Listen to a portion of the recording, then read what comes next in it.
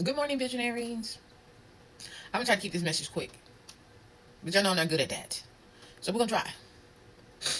I was thinking this morning that, I'm in a good headspace. It's not because anything amazing happened. It's not because I'm just living this great life or whatever. It's just because I choose to be in a good headspace. I woke up in gratitude. I try to stay in a place of gratitude. And I feel like when you're in a good headspace, and that, not just me, but anyone, that it is important that you lend your good headspace to the people. I'm not saying lend your energy, because if you can't do it, you can't do it, right? This is my energy, right? But I mean, like, I can do this. I can make a video to encourage you. So that's what I'm going to do. And hopefully it can help somebody. And I want to start off by saying that it's easy to assume when you see people that their situations are really good, and it's easy for them to be in a good headspace, because it's not easy for me to be in a good headspace. I just want y'all to know that. And I'm telling you that not to have a pity party. I'm telling you that because it's a choice. My living situation is not ideal. Okay. There's a lot of things wrong.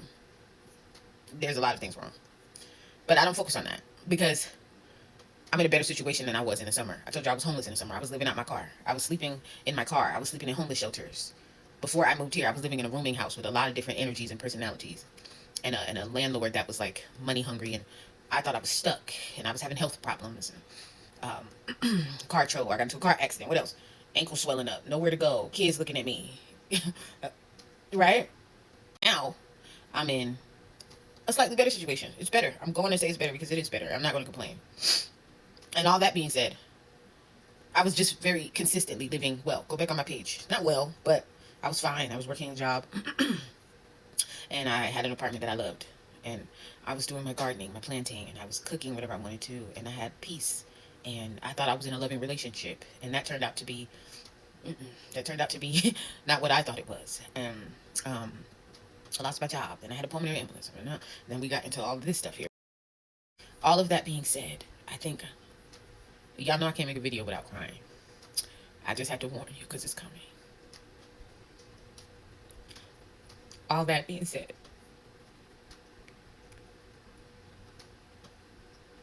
so, y'all know. Sorry. I'm so grateful, and I feel so optimistic about my future.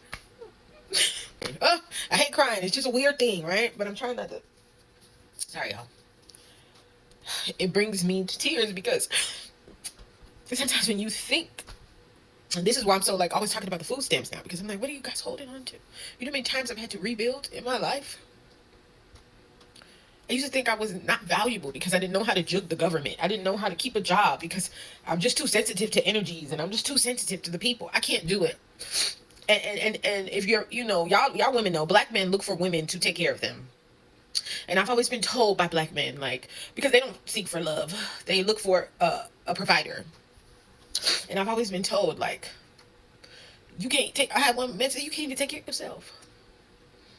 Mind you, I've always been taken care of. This is the same thing I'm going through with my family. Very frustrating to fit the narrative that I ain't shit when I've never not been shit. Y'all just been paying attention to the wrong things. But, right? Because the men you date, they say you can't take care of yourself while you're taking care of them, while they're sucking up your energy, while you're taking care of children, but what they mean to say is, you're not doing it with a smile on your face. You're not doing it comfortably. You're not talking shit. You're not pretending to be wealthy and have a plethora of shit. You're not stealing from Peter to pay Paul. You're not doing all of this stuff that makes you look good, and you're not talking a good game while you're doing it. So it's throwing these people off, right? And them telling me I wasn't shit threw me off too, because I'm like, but I am surviving.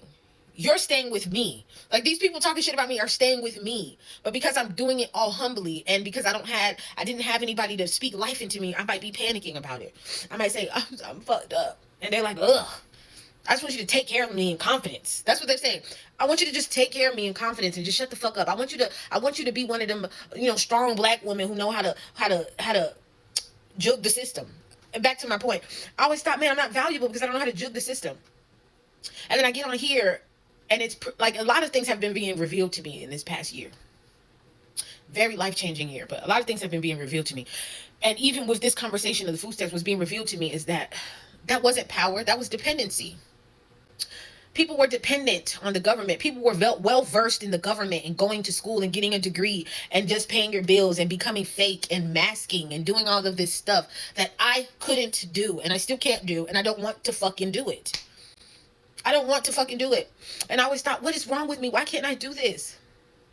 And I realize now that I'm not fully sure of my purpose, but I do know that I've had a lot of training in what is to come. I've had a lot of training in it. I've had a lot of training in being treated like a nothing ass bitch. Not to say I ever received it. I just, that's what people wanted to treat me as. And I humbly just watched people. And I just don't think that they thought I saw them. Like, I can see how you're treating me. But I have a lot of patience. I have a lot of patience. Sometimes I go off the handle. But I have a lot of patience for being treated like shit and being talked to like shit. I even feel bad for the people while they're talking to me like I'm not shit, because I can truly see that they're the ones who have the problem, not me. I've been doing this my whole life, and I'm sitting back looking, and all I can do is sit in gratitude and thank God and I'm just so grateful that I've been through the things that I've been through, because in times like this I don't panic. I don't need a lot. I understand what's important. I never subscribed to this nonsense. I never subscribed to this game, this hierarchy. I never subscribed to it because I was always a nothing ass bitch. I always see people online saying, "Think being broke has saved me again." You see people parasailing and then or doing something crazy and then they hurt themselves, and you see a comment that says, "Being broke has saved me again." Being a nothing ass bitch has brought me here today, and it will bring me through. I'm not a nothing. Y'all know what I'm trying to say. People treating me that way has helped me to hone in on my value and know how to stay calm during tough times, and know how to lend a hand even though everything's not, how to lend a hand when things are not good, and how to speak positively and make people assume that I'm just living this good life, because a good life is in here. A good life is in here. A good life is not in here. A good life is not in your food stamps. A good life is not in that nigga. A good life is you choose your reality, and your reality is in here, and whatever is in here is all that matters. Whatever is in here is all that matters. And this is why I get on here and I say, stop crying, control yourself. But what it is that y'all are babies in that rug being pulled from under you. A lot of you think you're not babies, but a lot of you haven't been uncomfortable. A lot of you haven't been the nothing ass bitches of forever to everybody. So y'all don't know how to survive through struggle. You don't know how to make lemonade out of lemons. You don't know. And it's not something that I'm bragging on. I'm just looking and I'm just thinking, God, I'm just sitting here going, so you do love me. Because when you're around people, you would think you feel so lonely because you don't have what the people have, and you don't. But all along, you were wealthier than them. Their confidence came on the strength of others. People's confidence came on the strength of how people feel about them and how people view them and what they had based on what was given to them, not what they could accumulate or acquire or manifest through self. And it just makes me grateful. So I'm not coming from a place of cockiness like, look at y'all. No, I still feel sad for what the world and what the government and what this nonsense world has done to everybody, to pin everybody against each other. It pisses me off. And I still want to help because I still value community, and I still, think that people just become what their circumstances are. This is why I don't buy into that racism shit. This is why I don't buy into that white people are evil shit. This is what they were told to do. They told they were more superior. So they believed it. Just like you think you need the government. Just like you treat people bad in your own community. Just like you think that people don't deserve to eat. When I say take the food stamps away, I get food stamps. When I say take the food stamps away, I'm not saying that shit for punishment. I'm saying that shit because you deserve to meet yourself.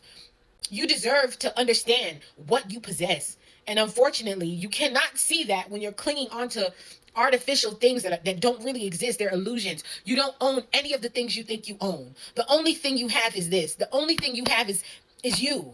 You don't have shit else. And the world has been teaching y'all to be dependent upon what you're given. You already have everything. You already have everything you need. And I'm not talking about materialistic things. If I told you that you could be homeless and laugh every day, would you believe me? If I told you that you can feel wealthy and excited about tomorrow, even when you're living on the streets, would you believe me? Because you can. And a lot of people don't think that. Some people see me make the positive videos. They go, that's easy for you to say. That's easy for you. It wasn't easy for me to say. And you don't just sit there one day and go, you know what? I'm just going to start thinking this. It takes time. It takes effort. It takes small decisions that lead to bigger outcomes. It does. But it's very doable. And I wholeheartedly believe that once you master that, that you manifest comfort. I do. I don't think you stay like this forever. You know, I don't think I'm going to stay like this forever. I don't feel that way. But I do feel like at this time in my life, I'll never get this time back. You know how people say, oh, I miss somebody. I miss somebody. And when I saw them, it was just the best time. And I wish I can get that time back. Whether they pass, whether you just don't talk to them anymore. As fucked up as my situation is, I know I'm going to miss it. I'm sitting here looking at my circumstances right now. And I'm just so grateful. Sorry, guys. God keeps revealing to me, this is where I'm making you. This is where the beginning is. I've had so many beginnings, but I've never had a beginning like this. This is a different type of beginning. This is a different rebirth. And I feel it. And I'm going to miss this. This shit is so simple. And this shit should be depressing, but I'm so grateful. I just, you know, I'm grateful. And then I'll end it. I know I'm rambling. I'm grateful because I made every hard decision, and every hard decision that I made to cut people off, to get away from these people, to bet on myself, to say it's going to be okay, to have faith, has paid off. God has literally been showing me, I got you. God literally has been saying, I got you. And what that's doing is building my strength. It's gaining my confidence back that I've lost all these years, questioning. I never questioned God, but I was just like, why am I such a fucked up person? Why can't I do right? Because it was never made for me to do right in this fucked up evil ass system.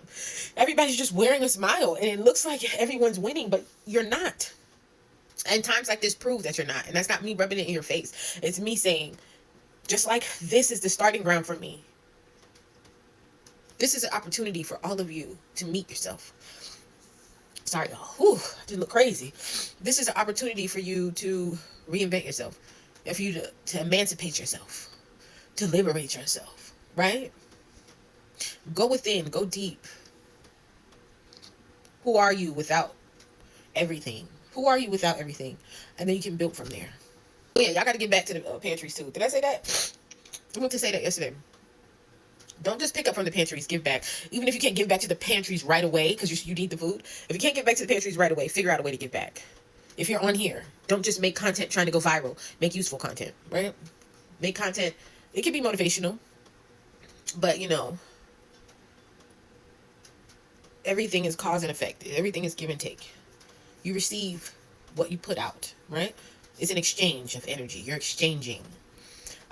There's so many ways I'm being blessed. The person that I'm renting from, she knows the living situation is. She just keeps, don't worry about this. I'll waive that fee. I'll waive this fee. I'll waive that fee. You got it. You know, whatever. I see her every time. She's just like,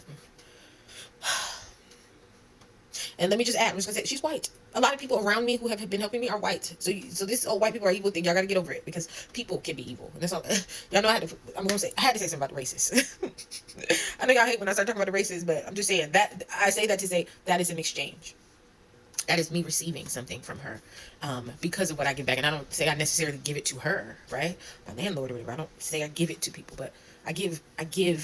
I'm always giving my energy when I can. I try to preserve what I can, but I'm giving constantly to my kids, to self. Even giving to self is important. But to the people out there, I take time. Sometimes it just takes listening. Sometimes when somebody's frantic, you don't just be like trying to avoid them, like, oh Lord, I don't want her to come over here. Listen to them. That's what humanity is about, right? Alright, y'all, sorry. I came on here. Don't know if I said anything. Drink my tea, see my tea. I got my ginger tea. Woo! I got my ginger tea. I'll talk to y'all later. Bye.